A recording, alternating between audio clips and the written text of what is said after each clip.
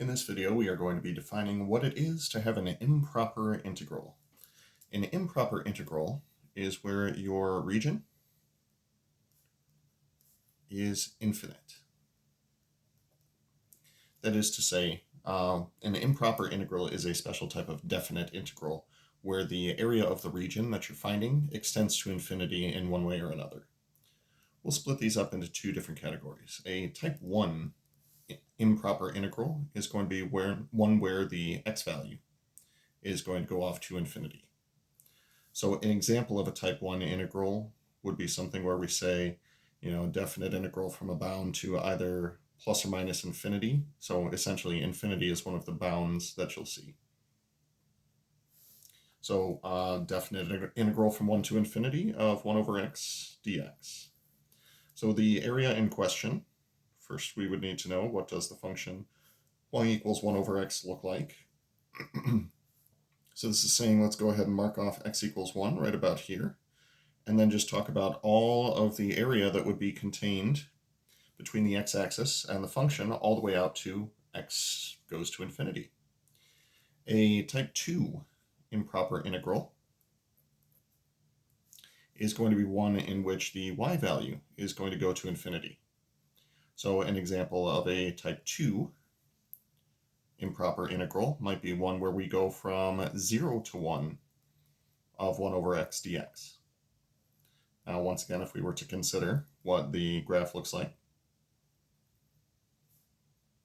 if we were to mark off x equals 1 one more time, the area that we'd be talking about in this case would be all of the area going up toward positive infinity here.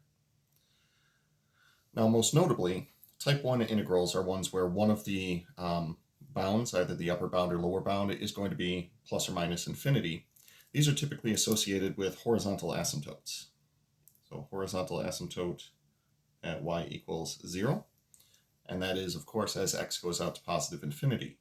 For the type 2 improper integral, this would be one where we have a vertical asymptote associated with this. So there's a vertical asymptote at x equals 0. Now, in cases where there's going to be an infinity involved, there are a couple things to keep in mind. So first one is that improper integrals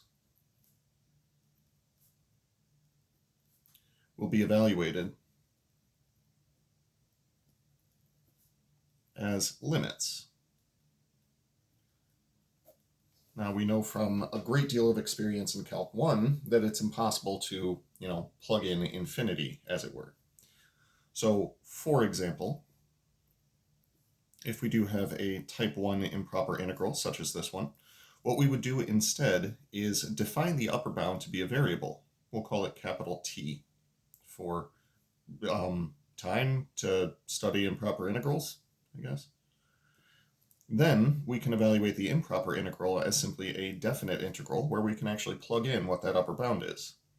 Then we can take the limit as capital T goes out to infinity, and this will be what we get. Now, one of two things will happen when we evaluate this limit. We'll either get a number or we won't. We'll define that in just a moment. For the type 2 integral, we could do something similar to this. The domain issue that we have is at x equals 0. So instead of saying let's plug in 0, since obviously that's a thing that we can't do, what we'll do is we'll say we'll set the lower bound here to be capital T and define t as just some number to the right of x equals 0. We don't want it to actually cross the asymptote. Integrand would stay the same, but now we could say that this would be the limit as capital T approaches 0, but only from the right-hand side.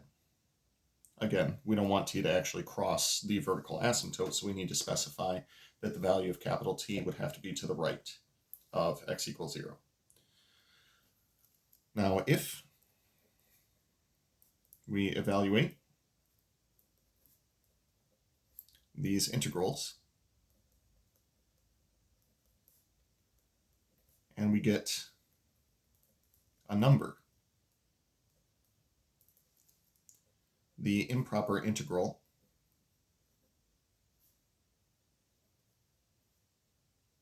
converges.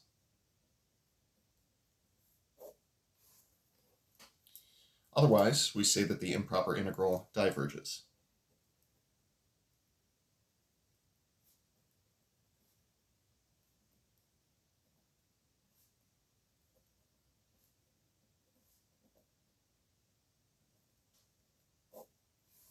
Otherwise, the improper integral diverges. So when it comes to improper integrals, first thing you're going to want to do is identify. Type 1s are very easy to identify because it's simply going to be a matter of one of your bounds is going to be either positive infinity or negative infinity. Setting that up as a limit as t goes to infinity is very straightforward.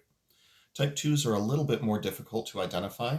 Typically, they'll be associated with vertical asymptotes or with domain issues associated with the function in question.